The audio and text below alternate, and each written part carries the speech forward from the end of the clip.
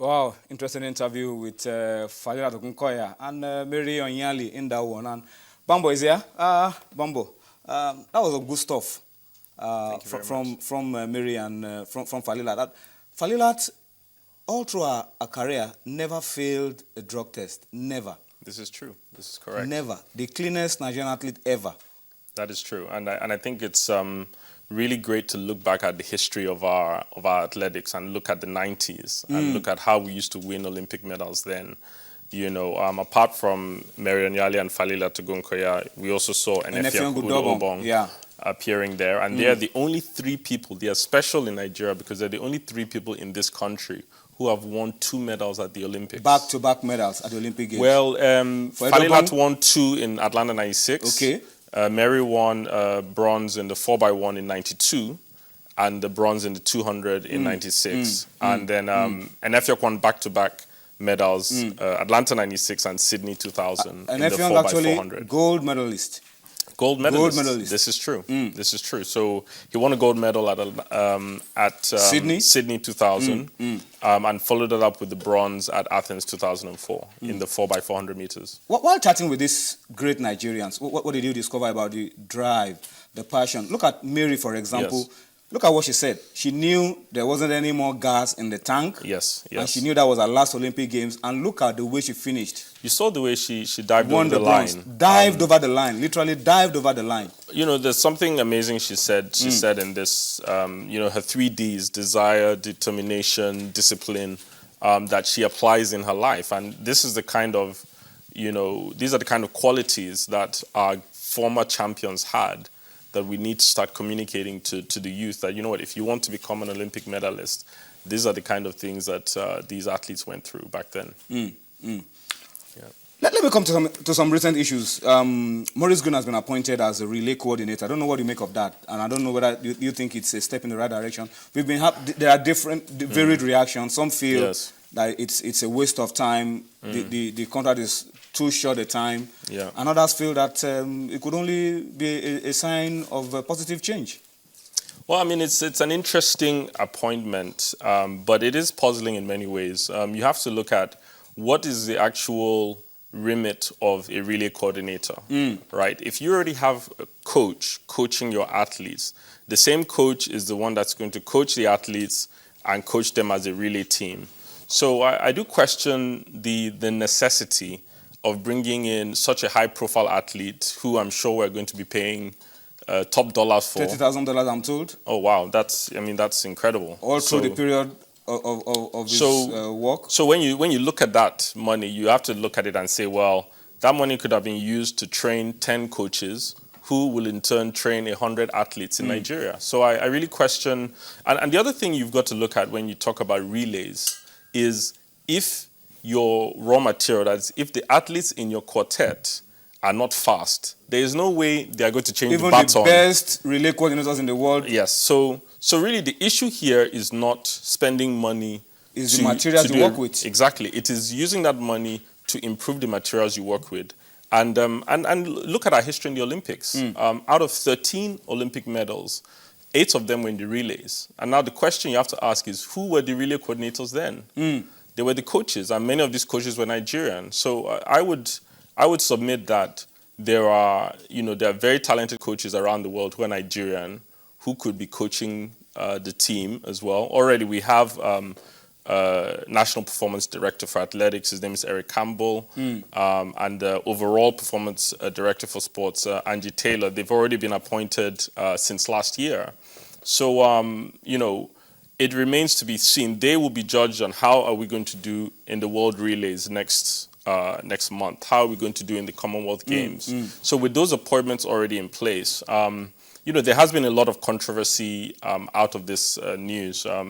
Enefia, who we saw over there, condemned it. Yes, I mean, he's been quoted as he said it in his blog that he feels that this money should have been invested in coaches and athletes in Nigeria, and I would have to agree with that.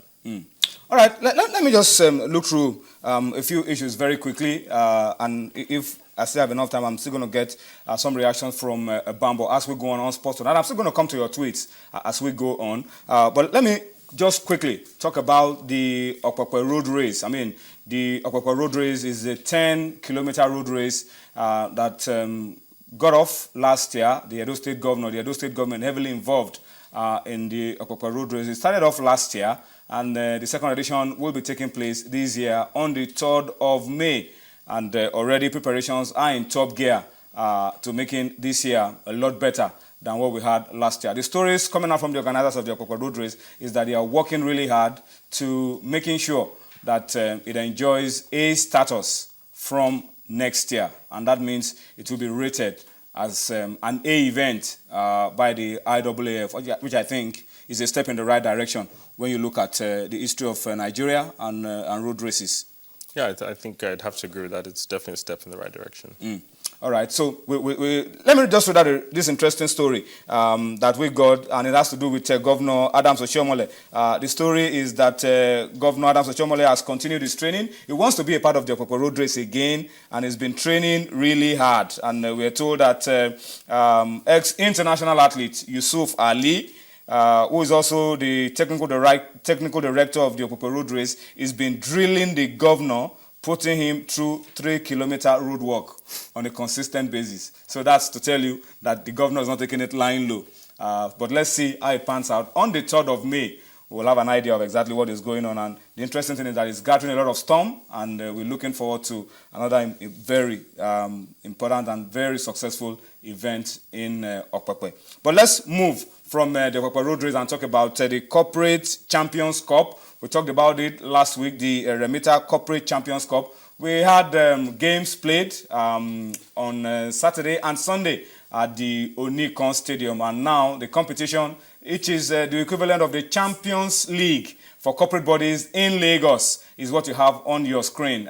In the first game, Nem Insurance and Nestle played out a 2-2 draw. Nestle winning that one on penalties. Skybank beat Leadway 1-0. Etisalat beat Standard Chartered Bank 2-0. And then PZ Cousins and MTN played out a goalless draw. PZ Cousins winning 4-1 on penalties. These were games played in the preliminary round. We're now down to the last 4 teams, and the fixtures for the semi-finals will be played this weekend at the Campus Square. We have Nestle against Etisalat, and we have Skybank against PZ Cousins. So if you are a lover of football and you want to see these guys who work from 8 to 6 every day, having very little time to play, you want to see them kick the ball, then find your way to Campus Square and enjoy the Remita Corporate Champions Cup as well. Before we close the show, let me just also quickly update you with the full-time scores of the game between Arsenal and West Ham United. Looks like it's been a decent one. Good win for the Gunners. It has ended 3-1. Arsenal adding one more. The last time we checked, it was 2-1. The game is over now, and Arsenal have won this one by 3-1. So what it means is that Arsenal are back in the top 4. Of course, we wait to see what Everton will come up with tomorrow. Let's spend the rest of the time to look at comments on Twitter. And this one from Ganiyu Wasiu says, a nice talk. I pray God be by our side so that we'll have a better outing in Brazil. For the new Eagles, they've shown character so far. Well, Bomo Inyanayo says Nigeria cannot win the World Cup. That's all. That's what it says. It says Argentina in a different class, and if they come to the party, it's curtains for us. We and Argentina in the same group. If we don't take them out in the group, doesn't mean we won't go far. Yes, but I think it's high time Nigeria beat Argentina at the World Cup. I think it's high time we did that. We're due for a win, so I think so. I'll be hopeful for that. I think so. And then the final shot on Twitter tonight is coming from Paul John. Paul John from Hungary, who watches us regularly, says all these irregularities, beating of referees is not helping our game. It is killing our game. And I want to agree with you. Violence doesn't help in any way. We need to deal with this. We need to deal with corruption. And I think the NFF, the Nigerian National League, we need to look at this going forward. That's how we have to wrap it up on Sports Tonight this Tuesday. Thank you for watching. We'll see you tomorrow. Bye-bye now.